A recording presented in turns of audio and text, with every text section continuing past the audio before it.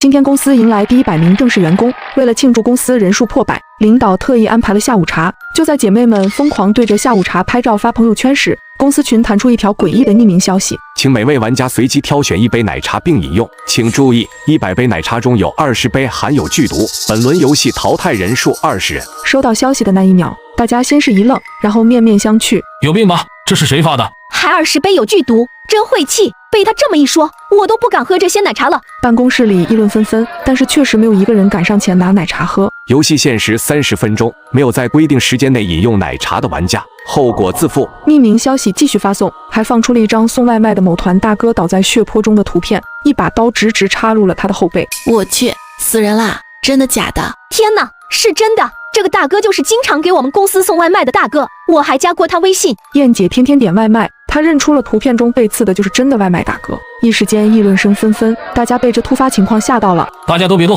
我先报警，让警察把这个神经病揪出来。老胡作为司机组组长，义愤填膺，就要拿起手机报警。老胡最近换了新手机，操作起来果然更流畅。大家换新后，旧的都怎么处理的？像我每次换下来的旧手机、平板、笔记本都会叫转转免费上门回收，价格满意现场打钱。我那台小米14还卖了3200多，躺在家里就把手机给卖了，特别省心。要我说趁着这机还值钱，赶紧叫转转上门回收就对了。叮咚，游戏规则：不许报警，不许与外界取得任何联系，所有玩家必须遵守游戏发布者的一切指令，违反指令者死。游戏发布者为防止玩家不配合游戏开展，第1轮游戏规则正式变更。各位玩家今天吃的午餐已经被下了剧毒，离毒发身亡只剩25分钟。100杯奶茶中有80杯含有解药，请每位玩家随机挑选1杯奶茶并饮用。注意，本轮游戏每人限拿1杯，本轮游戏淘汰人数20人。办公室一瞬间安静了下来，鸦雀无声，大家都紧紧盯着手机屏幕，努力消化这些匿名消息中巨大的信息量。我们真的被下毒了，这人一定是个疯子啊！他真的杀了外卖大哥，所以他说的下毒也肯定是真的。我们完了！办公室里顿时炸开了锅。那还犹豫啥？赶紧喝解药吧！但是解药只有80杯，而我们有100人。瞬间有一波人冲上前去抢奶茶。酱汁，我们也去喝吧，去晚了，等下解药就要被抢完了。我的好闺蜜小美颤抖着说道。我努力平复着内心的不安。如果匿名消息是真的，随机80%的奶茶含有解药，那么按照概率统计学来说，先拿后拿其实没有区别。虽说如此，但我们不敢怠慢，只能按照匿名消息指令的那样，走上前各自挑选了1杯奶茶。我选了1杯抹茶奶绿，就这几秒钟功夫，有的人已经把奶茶一饮而尽。坐我隔壁工位的刘波就已经喝完了自己的奶茶，同时他的脸上露出了近乎疯癫的表情。20%应该不会落到我头上吧？不行不行，我还年轻，我绝对不能死，实在不行我在。刘波一边自言自语，一边抬起头贪婪地盯着我手里的奶茶。规则说了，1人1杯，你多喝了也是违反规则，一样死路一条。我冷冷看了刘波一眼，冰冷的话语直接把他打了回去。此时公司宣传部的夏哥义愤填膺地喊道：我反正不信这个邪，这就是个变态恶作剧，我绝对不喝。有几个中年同事也纷纷附和，他们选择干瞪着眼坐在工位上，愣是不喝奶茶。时间1分1秒过去，办公室里的气氛简直压抑到了极点，无人交谈，只有秒针跳动的声音，滴答滴答。大家都在忍受着漫长的半小时煎熬。小美看了看自己的手机，率先打破了办公室里的死寂。半小时时间好像到了，所以根本没有人死啊！哈哈哈，我早就说过这是个恶作剧。夏哥开怀大笑起来，一手抹去额头上布满的冷汗。办公室各个角落也都传出了松气的声音和稀稀拉拉的笑声。砰咚，夏哥突然浑身抽搐，倒在了地上，接着又接连传出一阵阵倒地的闷响。办公室不同位置纷纷有人摔倒在地上，不省人事。他们一个个都口吐白沫，双手紧紧抓着自己的脖子，仿佛窒息了一般。他们的眼珠都异常突出，像是下一秒就要从眼眶中被挤爆出来，狰狞无比。老胡慌忙走上前，用2根手指挡在夏哥的人中处，尝试去摸夏哥的鼻息。片刻后，他震惊地抬起头，老夏死了。所有人呆住了，大家都不敢相信，中午还在一起说笑打闹的同事，现在竟然暴毙了。恭喜大家通过第1轮游戏。经游戏发布者统计，本轮游戏淘汰人数27人，其中未遵守游戏规则人数8人。大家看向长桌，8杯奶茶孤零零地摆放在长桌上。是谁干的？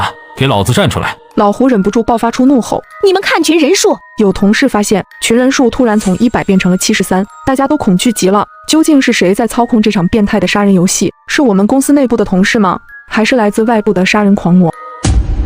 公司特意安排的下午茶竟然成了恐怖的杀人游戏。100杯奶茶中有20杯含有剧毒，喝了毒奶茶的员工全都一命呜呼。第一轮游戏结束后，群里再次发来了匿名消息。温馨提示：刚才各位玩家所喝的解药只能短暂延缓毒性发作，接下来只有完成每一轮游戏，方能解锁本轮延缓毒性发作的解药。大家冷汗直冒，因为匿名消息总是能够精准在正确的时间点发送，说明杀人狂魔正在盯着我们。各位玩家可以自行查看位置下方的解药箱。我顺着自己的办公椅向下一摸，竟然真的摸到了一个小箱子。这是一个上了锁的小箱子，是那种只能远程解锁的电子锁。我摇了摇小箱子，里面发出一阵东西撞击的闷响，似乎装满了东西，来不及细想，匿名消息继续发送。第二轮游戏，剩余73名玩家请自行组队，每队人数1至10人不等。本轮游戏淘汰人数随机。随机，如果上一轮是确定的20%死亡率，那么下一轮的死亡率将不得而知，可能是20人，也可能是50人，甚至可能全军覆没。大家看到消息只能起身组队，大多是先联系自己平日里关系不错的同事。小美走到我跟前，酱汁，我们组一队吧。好，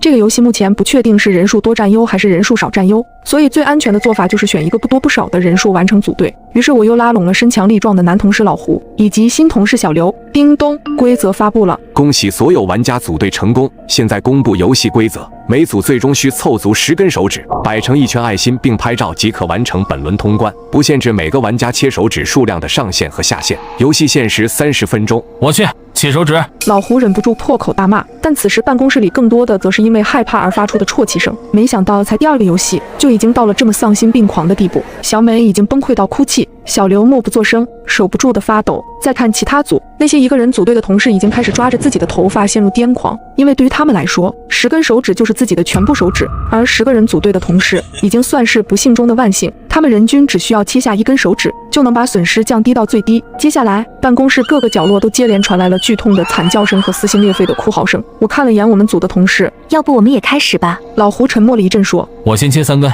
剩下7根你们平分吧，快点吧，时间不多了，距离结束还剩15分钟。”此时，办公室里各个角落的哀嚎声和见血声仍然没有停止，还有刀疯狂砍在桌子上发出的猛烈撞击声。隔壁组甚至出现了暴力砍手的情况，几个强壮的男同事分别按住一个瘦弱男生的手臂，然后不顾对方强烈反抗和撕心裂肺的哀嚎，直接硬生生把对方的几根手指砍了下来。老胡此时已经颤抖着把刀缓缓举过头顶，然后把左手贴在桌子边。突然，他好像下定决心一般，疯狂把刀挥下。下一秒，我把老胡的手臂牢牢抓住。我有办法了。这个规则的唯一漏洞就在于，他没有要求必须是本组玩家的手指。老胡眼睛突然一亮，那你的意思是，我们可以把已经死去的同事的10根手指收集起来，完成拍照任务。哈哈，对呀对呀。小刘顿时激动起来，我去处理吧。老胡拿着水果刀起身，走向了夏哥的尸体。过了几分钟，老胡拿来了10根鲜切手指，我们把10根手指摆成了一个爱心形状，拍了一张照片上传群聊，匿名消息立刻弹出：恭喜你们组完成本轮游戏。随着我们组完成任务，更多组还没切手指的同事纷纷效仿，地上的尸体被物尽其用。30分钟时间到，匿名消息再次发送：恭喜大家通过第2轮游戏，本轮游戏淘汰人数18人。这18名同事大多是因为切手指流血过多而死的。公司群的剩余人数也随之变成了55。药箱开启，小箱子里面是一粒橙黄色的小药丸，以及一个更小一点的小箱子，就像俄罗斯套娃那般静静躺在箱子里。我第一时间把药丸吞进了嘴里，然后我把里面的更小一点的箱子拿了出来。我突然打了个激灵，这种套娃箱子的恐怖之处就在于让人捉摸不透里面还有多少个小箱子，以及后面一共还有多少轮游戏，可能还有3个或者更多个。